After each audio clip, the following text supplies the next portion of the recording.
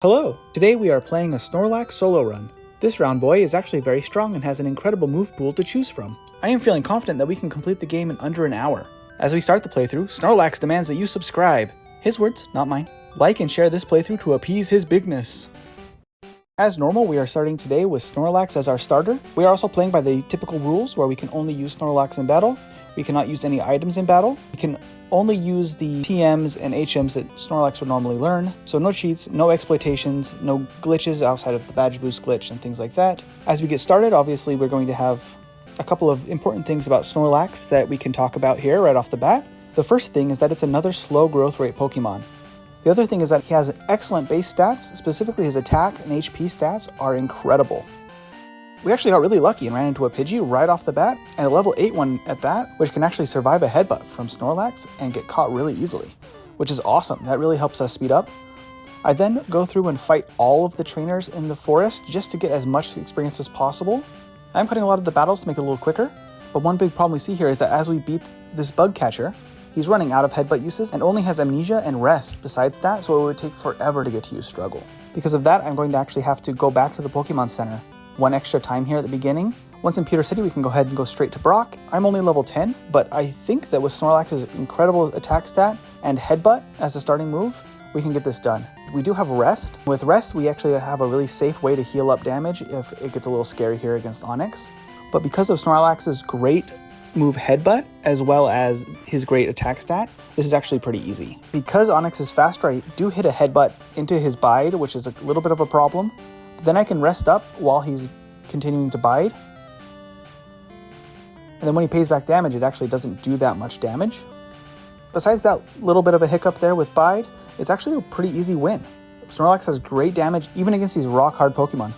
An important thing here is that as we leave Brock, we're only level 11, so we're actually going to have to fight early trainers a little bit lower level than we typically would. Jumping forward to Rock Tunnel, we actually pick up Water Gun here. Now, Snorlax can strangely learn Water Gun. He can actually learn all the main elemental moves in this generation, which is incredibly strong.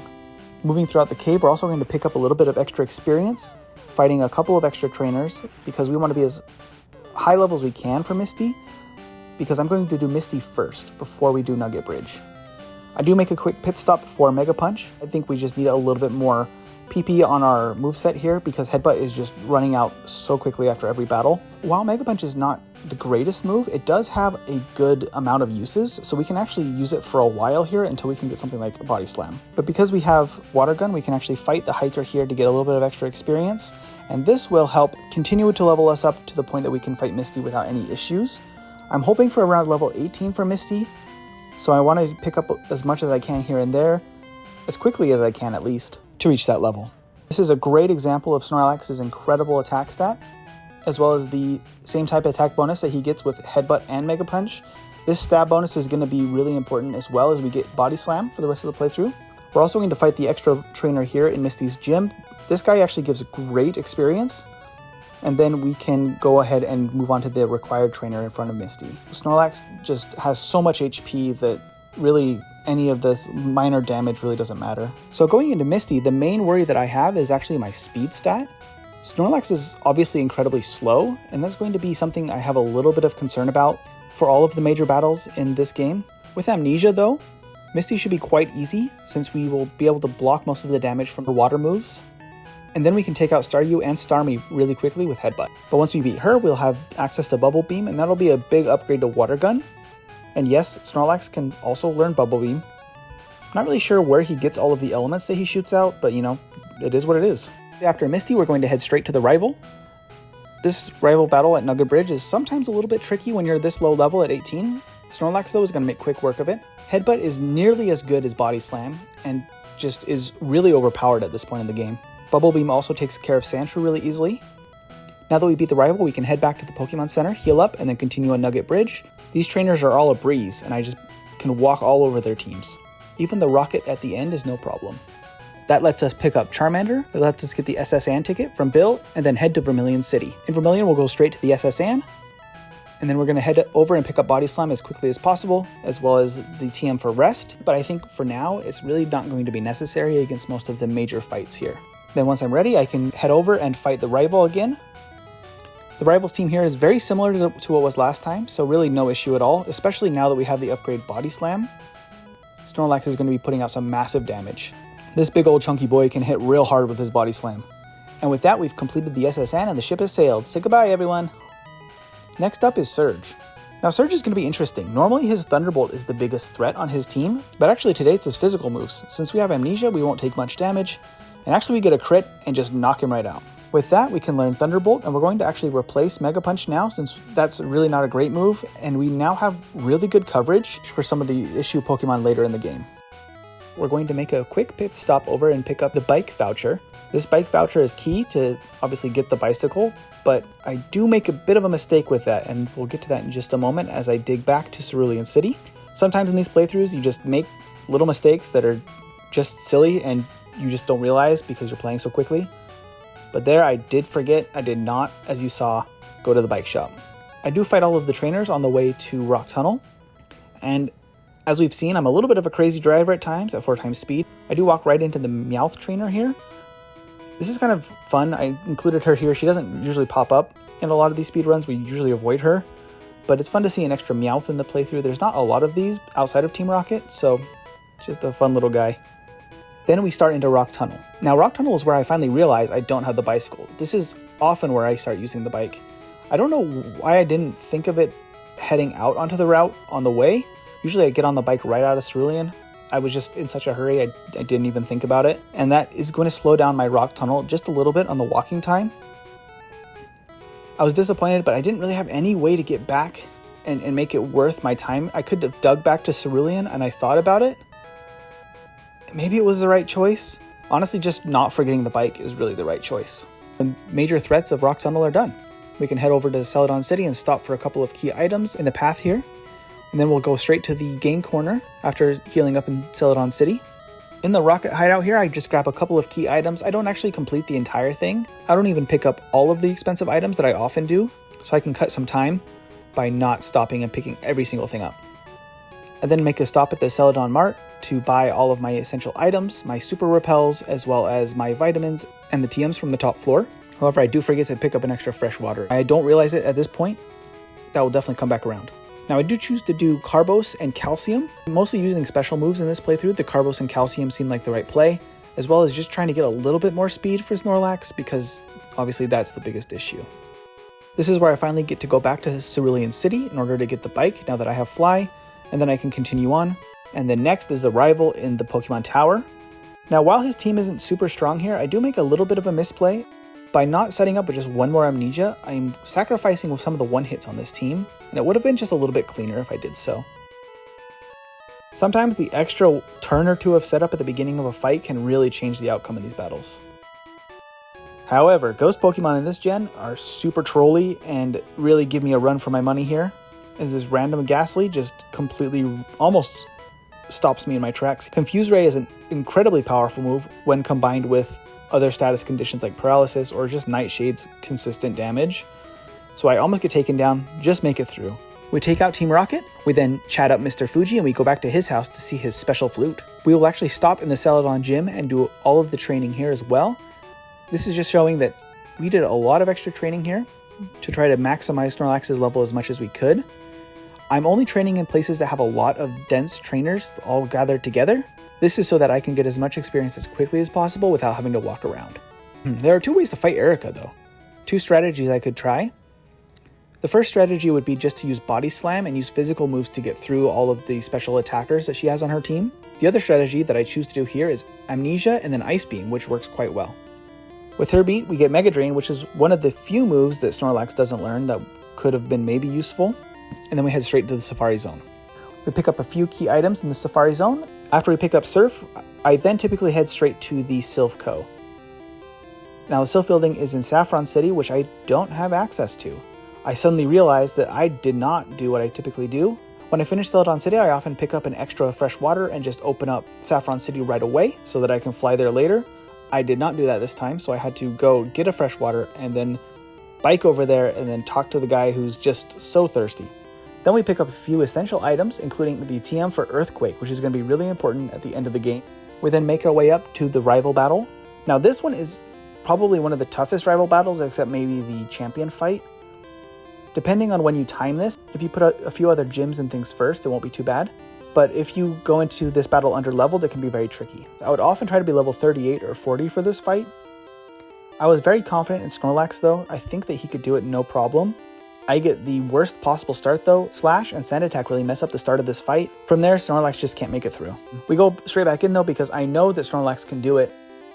And with a couple of Amnesia setups here, it actually is very easy. I like being able to one-shot everything at the beginning here because both Cloyster and Magneton can really mess up a run with Aurora Beam, with Thundershock to paralyze, or even Supersonic to confuse, as well as the potential for Sand Attack to drop my accuracy. It's a messy start, but if I can get through those, it's really not too bad. Flareon is a little scary because of Fire Spin, and it does outspeed at this point still. I'm hoping that later I'll be able to outspeed it. But on our second attempt, we were able to beat the rival. We just take care of Giovanni, kick him out of Silph, and we head over to Koga. Now Koga is interesting. I go into this fight poisoned. This just happened this way. I was poisoned coming out of the Hypno fight. It can actually be useful here with Koga to go into the fight poisoned because you cannot be put to sleep, and you cannot be hit with Toxic to be badly poisoned. I get hit with Psychic though, and it does drop my special by one stage. I think it was a big mistake to not set that back up with another Amnesia. It would have made Venomoth much better. Instead, I have to 3-hit the Venomoth, which is really messy. We give the Warden his teeth back. I mean, I just don't know how he just drops his teeth. Weird. And move on to Sabrina. Sabrina should be a very easy fight if we set up with Amnesia. I know I'm going to get hit with Flash at least once. There's just no chance of me outspeeding the Abra anytime soon. Snorlax has very low speed, so I'm just not going to outspeed.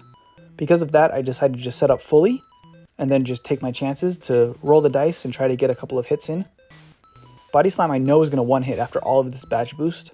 Between my Amnesia and the accuracy drops, I'm going to have a crazy high attack stat and be able to just one-shot every single member of her team. When a Pokemon can learn Swift here though, that's actually even a better guaranteed way to get these badge boosts and be able to still hit at the end of the battle. Head off to Cinnabar Island. While I'm in the Pokemon Mansion, I do decide to level up Snorlax to level 48. This is so I can avoid the Raticates that are in the bottom floor because they are just awful. And I needed level 48 anyway for Blaine. Speaking of Blaine, for him we're going to learn Earthquake. Now Earthquake is going to be better than Body Slam for the rest of the major battles. Super effective damage is actually going to be more powerful than the Stab Body Slam. I could have set up even more here, I think, but I was scared about the Confuse Ray from the Ninetales. Because of that, Arcanine actually gets a Fire Blast and knocks me out. But we go right back in. I really believe in Snorlax. I think that was a mistake. I just want to use Earthquake straight through this fight, and that actually makes it even more consistent because the few hits they do get in just don't do enough damage. Blaine can be tricky, but today he wasn't too bad. I then make an extra stop that I often don't do as well unless I have a Pokemon I really need rare candies for. I go to the power plant and pick up this extra rare candy, and then we dig out and go straight to Giovanni. Now there are a couple of risks at Giovanni. The Doug Trio could just one-hit KO with Fissure if he gets really lucky. Also, Sand Attack can be a really big issue. I'm not too afraid of taking damage here. Snorlax has an excellent HP stat, so damage shouldn't be that bad. So I decided to set up on the Nidoqueen. Nidoqueen and Nidoking actually have super effective damage with Double Kick, so it probably wasn't the best idea to set up here, but it did end up working out quite well. I'm able to one-hit with Ice Beam once I had the setup, and I outspeed, so I'm able to one-hit both of the Nidos and the Rhydon, no problem. This is where it's useful to have a badge boosting move because it can give me more speed and make this a lot more consistent. And then we'll just jump straight to the next rival fight before the league. Since Sandslash does still have Slash, I'm a little bit scared, but I think that I can get 2 uses of Amnesia in before the rest of the team just to make it as consistent as possible. This ends up being a great decision because I can get through all of the major threats without any big issues. Kadabra's able to survive a hit from Earthquake, which was a little bit unexpected, but not a big issue since he doesn't do much damage. And then Flareon is a little bit tricky still, but I can get through it no problem. Fire Spin is always really annoying, but we are able to get past it and get past the Flareon, and that takes us to the Elite Four. Now for Lorelei, we're actually going to have a great start here because Dugong likes to go to sleep. So actually, it's not Snorlax today that's the sleepy one, it's Dugong. I hit it once with Thunderbolt so it can use Rest. It does, and that allows me to set up with Amnesia. Because of that, Thunderbolt is extremely powerful. and takes care of the biggest threat on the team, which is Slowbro. Slowbro and Lapras are the two scariest Pokemon on this team, but with a full Amnesia setup, they're really not that scary. Bruno is a cakewalk as always, so we'll just go ahead and wipe right past him. And then Agatha is going to be a little bit more dangerous. Now normally I would take Mimic into this fight to make it more consistent. Mimic gives me a way to get Substitute, which will help prevent the confusion tactics as well as make me a little bit more immune to some of the big hits that she might be able to deal out. But for today, I'm not actually going to rely on Mimic.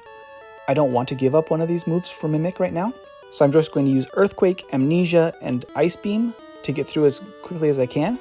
Now as usual with Thunderbolt and Ice Beam, Lance won't be much of an issue. I do need to set up Amnesia at least once just to make sure I get the one hits. I do get a little bit worried here and I just go ahead and set up multiple times. I don't think this was necessary. Ice Beam probably does enough.